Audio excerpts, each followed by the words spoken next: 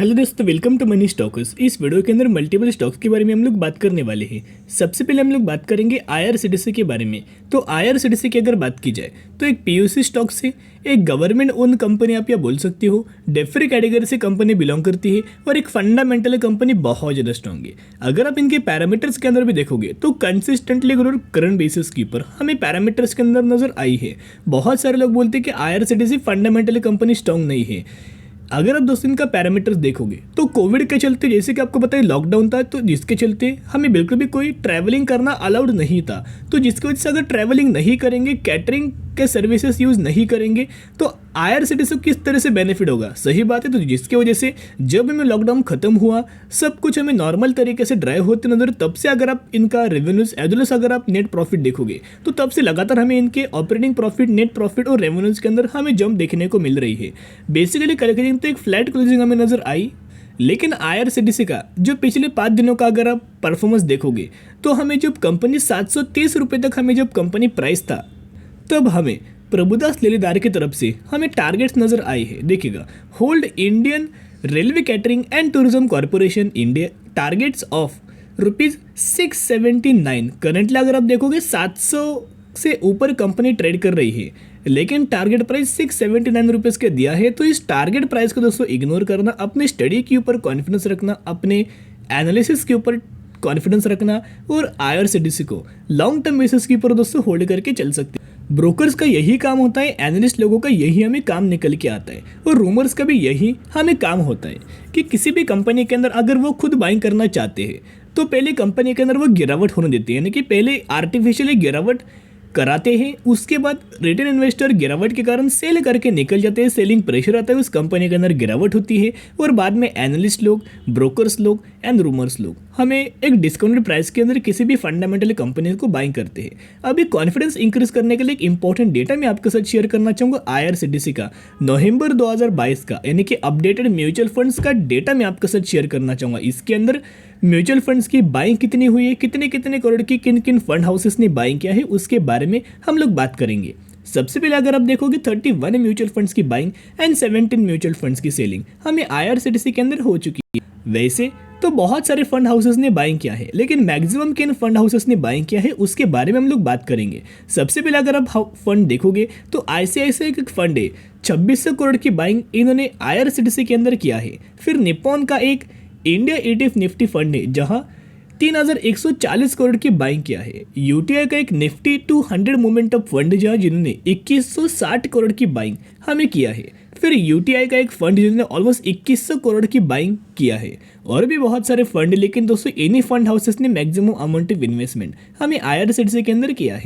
एक और फंड बचे जिस फंड ने एक ह्यूज अमाउंट ऑफ सबसे ज़्यादा बाइंग किया है, जो कि एचडीएफसी का एक large and mid cap fund है, जिन्होंने ऑलमोस्ट 8000 करोड़ की बाइंग हमें आईआरसीटीसी के अंदर किया है। यानी कि दोस्तों आप सोच सकते हो कि एचडीएफसी जैसे बड़े बड़े फंड्स ने, आईसीआईसीआई जैसे बड़े फंड्स ने हमें आईआरसीटीसी के अंदर बाइंग किया है। तो आने वाले सालों के अंदर या फिर आने वाले फ्यूचर में ज़रूर आईआरसीटीसी के अंदर कुछ बड़ा हमें धमाका हो सकता है, और ज़रूर हमें एक अच्छे खासा मल्टीबैगर रिटर्न हमें कंपनी डिलीवर कर सकती है।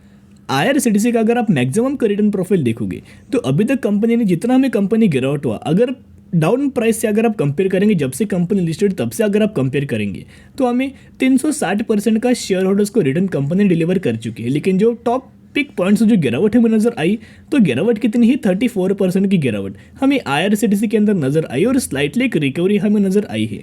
तो जिसकी वजह से क्या हमें आईआरसीटीसी के अंदर बाइंग करेगा कि लंबे समय के लिए होल्ड करना चाहिए 100%। कंपनी बहुत अच्छी है, बिजनेस बहुत अच्छा है, एज वेल एज कंपनी अपने बिजनेस को बहुत ज़्यादा, कैटरिंग के सर्विसेज को बहुत ज़्यादा इंप्रूव कर रही है। यानी कि पहले कैटरिंग के सर्विस के अंदर कोई ज़्यादा हमें अच्छे खासी कैटरिंग्स के अंदर, फूड्स के अंदर टेस्ट नहीं थी, लेकिन करेंटली टेस्ट भी अच्छी खासी नज़र आई है। और इनका हर एक दिन का जो मानना होता है कि ज़्यादा से ज़्यादा इनके कैटरिंग का बिजनेस के अंदर ग्रोथ मिले, तो ग्रोथ हो गया यानी कि फाइनेंशियल कंपनी को बेनिफिट होगा, financial in the terms of net profit and in the terms of revenues.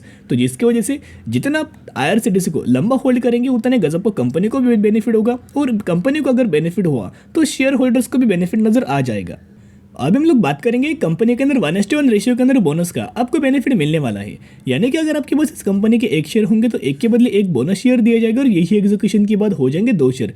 वैसे अगर आपके पास इस कंपनी के 80 शेयर होंगे तो 80 के बदले 80 आपको बोनस शेयर दिया जाएगा और यही एग्जीक्यूशन के बाद हो जाएंगे 160 शेयर। तो इसी रेशियो के अंदर इसी कंपनी के अंदर आपको बोनस का बेनिफिट मिलने वाला है, जिसकी एक्स डेट 16 दिसंबर है। तो जो भी लोग इस कंपनी के अंदर 15 दिसंबर या फिर इससे पहले बाइंग करेंगे तो ही आप एलिजिबल होंगे और तो ही आपको इस कंपनी के अंदर बोनस रिगार्डिंग बेनिफिट आपको निकल के आ जाए।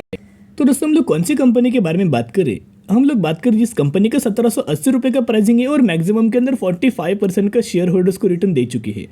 लिस्टेड 2019 में हुई थी और जब से लिस्टेड तब से 45% का रिटर्न डिलीवर किया है। अप्रॉक्सीमेटली 1000 करोड़ का मार्केट कैप, यानी कि ये कंपनी एक स्मॉल कैप कैटेगरी से बिलोंग करती है। और हम लोग बात करें ग्लोस्टर लिमिटेड के बारे में। ग्लोस्टर लिमिटेड की अगर बात की तो कौन से सेक्टर से कंपनी बिलोंग करती है? टेक्सटाइल सेक्टर से कंपनी बिलोंग करती है। सेल्स के अंदर, नेट प्रॉफिट्स के अंदर, ऑपरेटिंग प्रॉफिट्स के अंदर, रिजर्व्स के अंदर, एज वेल एज अगर आप देखोगे हर एक पैरामीटर्स के अंदर डिसेंट तरीके से ग्रोथ निकल के आई, क्योंकि बेसिकली कंपनी टेक्सटाइल सेक्टर से बिलोंग करती है। और ग्लोस्टर लिमिटेड का अगर आप Q2 का रिजल्ट देखोगे या फिर Q2 का परफॉर्मेंस देखोगे तो रेवेन्यूज के अंदर ऑलमोस्ट 2.5% की, जब नेट इनकम के अंदर 27%, EPS 27% और नेट प्रॉफिट मार्जिन 25%, यानी कि इनके Q2 के रिजल्ट्स के अंदर भी शानदार तरीके से कंपनी ने परफॉर्म किया है। और अगर आप शेयर होल्डिंग पैटर्न्स देखोगे तो प्रमोटर्स के पास 73% की होल्डिंग है। DIS की अगर बात की जाए तो DIS के पास ऑलमोस्ट हमें 15% की होल्डिंग है और पब्लिक के पास 13% की अप्रॉक्स हमें होल्डिंग निकल के आई है, यानी कि इस कंपनी के अंदर अच्छी खासी शेयर होल्डिंग पैटर्न्स हमें नजर आई है। तो अगर आप उस कंपनी के अंदर बाइंग करना चाहते हो तो बाय ऑन स्ट्रेटजी अप्लाई करना, स्टडी कीजिएगा, एनालिसिस कीजिएगा और बाद में बाइंग करने की कोशिश कर सकते हो। अभी हम लोग बात करेंगे LIC के बारे में। तो LIC की अगर बात की जाए तो एक बहुत ही शानदार तरीके से खबर आई है और उसी खबर रिगार्डिंग हमें LIC के अंदर हमें ऑलमोस्ट 2% की तेज़ी मिली है। 674 की क्लोजिंग और 2% की तेज़ी हम इस कंपनी के अंदर आ चुकी है। बेसिकली अगर आप देखोगे इंश्योरेंस सेगमेंट के अंदर देखोगे या फिर इंश्योरेंस सेक्टर से अंदर अगर आप देखोगे तो ये सबसे बड़ी यही कंपनी निकल के आई है, जो कि कंपनी का बिजनेस क्या है, लाइफ इंश्योरेंस कंपनी प्रोवाइड करती है उनके कस्टमर्स को। तो यही कंपनी का मेजरली हमें बिजनेस है। तो मर्जर रिगार्डिंग शानदार तरीके से न्यूज़ आई है, जिसकी वजह से अगर आप देखोगे LIC में turn into composite insurer likely to merge for PSU general firm. अभी LIC क्या है? एक लाइफ इंश्योरेंस कंपनी, एक लाइफ इंश्योरेंस इनके कस्टमर्स को ये कंपनी प्रोवाइड करती है। लेकिन जो 4 PSU जनरल फर्म जो मर्ज होने वाले हैं LIC के अंदर, तो ये जो कंपनीज होंगे 4 वो नॉन इंश्योरेंस सेगमेंट से बिलोंग कर रहे होंगे, यानी कि बेसिकली नॉन इंश्योरेंस सेगमेंट, यानी कि वो कंपनीज लाइफ इंश्योरेंस प्रोवाइड नहीं करते, कार इंश्योरेंस हो इस तरीके से इंश्योरेंस वो कंपनीज प्रोवाइड करते होंगे। लेकिन वो 4 जो PSU स्टॉक्स है वो लाइफ इंश्योरेंस प्रोवाइड नहीं करते।